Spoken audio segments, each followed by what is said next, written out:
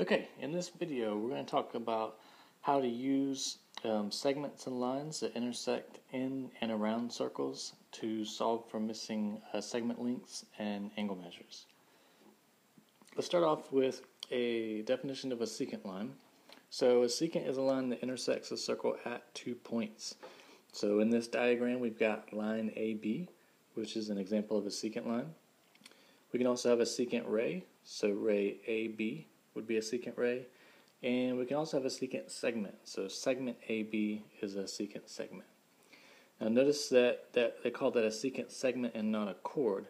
So a secant segment contains a chord, but a chord would have to have endpoints on the circle itself. So the chord, if we highlight that there, that would be our chord, which is contained in a secant segment. Okay. Angles formed by secants, tangents, and chords intercept arcs on circles, and the measures of the intercepted arcs can help us find measures of the angles. So let's look at our first theorem. Theorem 1111 says the measure of an angle formed by two lines that intersect inside a circle, I'm going to underline that, inside a circle, is half the sum of the measures of the intercepted arcs. Okay, so looking at our diagram here, on the right here, we've got two secant lines that intersect inside the circle, and notice that they cut off two arcs here. We've got one arc here in yellow, and we've got the other arc here in blue. Alright, so looking back at our theorem, this says that the measure of angle 1, and I might just highlight this formula here, pretty important, that the measure of that angle 1 there is equal to half the sum of those two arcs. Alright, this works whenever we got an intersection inside a circle. So let's give us some numbers. Let's say that arc X is 80 degrees. And let's say that arc Y is 30 degrees. And we want to find the measure of angle 1.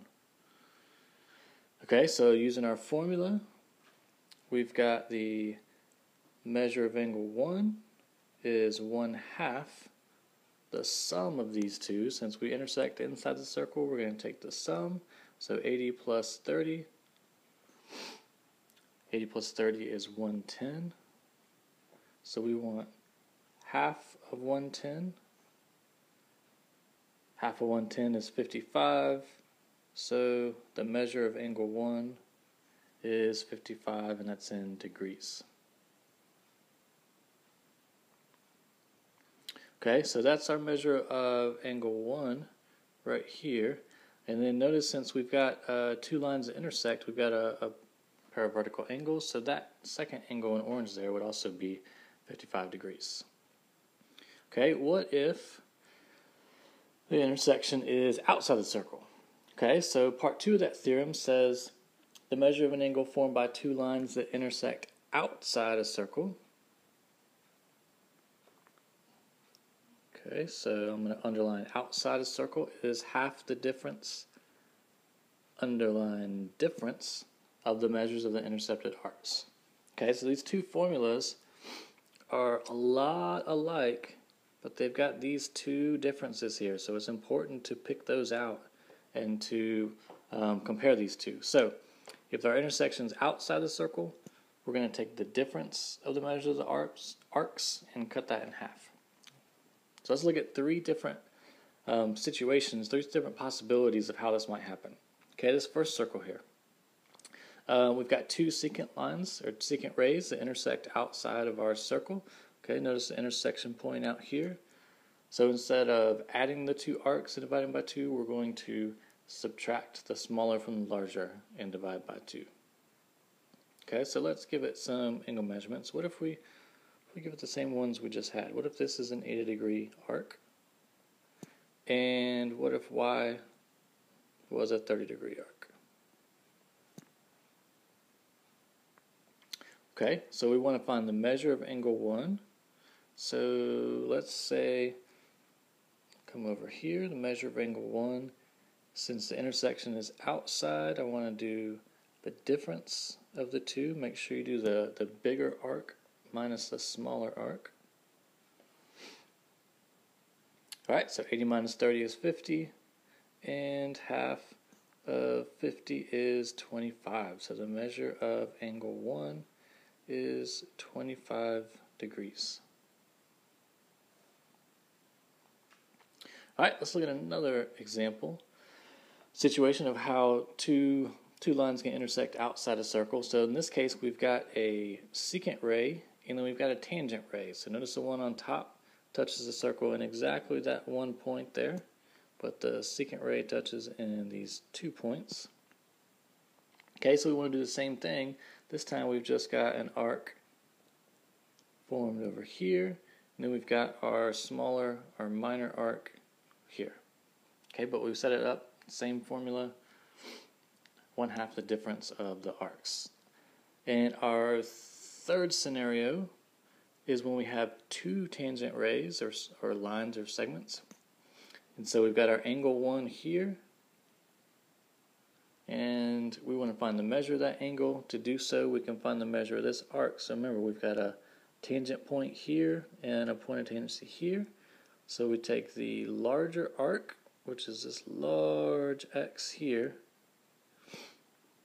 and we want to subtract the smaller arc, and we want to take half of that difference. Okay, so same formula, just 3 different scenarios. Okay, so let's look at some examples. Actually, how about pause the video, and I want you to try these 2 examples here.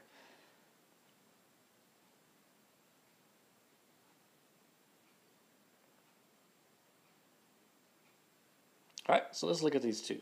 So, first one, find the value of each variable. We've got an x, which is the measure of this angle in degrees, right here. And we've got these 2 arcs that are intercepted by those intersecting chords. So, to find the measure of that angle, which is x, so x is our angle, that's going to be 1/2 the sum of our 2 arcs. So we've got our larger arc and our smaller arc here. So we've got 90 plus 46. Okay, so that's 136. So I want 1/2 of 136, which is 68 degrees. So the measure of that x is 68 degrees. Alright, moving on to the next example. Let's see if we got this one right. So now we've got an intersection outside the circle. So instead of adding our 2 arcs and dividing by 2 or cutting it in half, we're going to subtract. So let's find our bigger arc here. That's 95 degrees. And our smaller arc here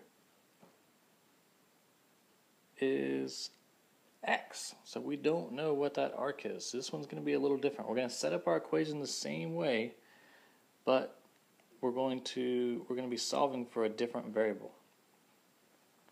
Okay, so our angle measure, this time we know our angle measure, which is 20, is equal to 1/2 the difference of our 2 arcs, since our intersection's outside. So our larger arc, 95, minus the x. Okay, so now our goal is to solve for our variable, so we want to solve for that x.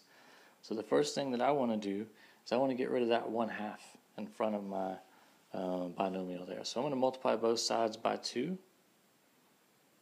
Oops. Multiply both sides by 2. See if I can fit in a 2 here, times 2. Okay, so that's going to give me 40 on the left. And 1/2 of 2 is 1, so I'm left with just 95 minus x on the right.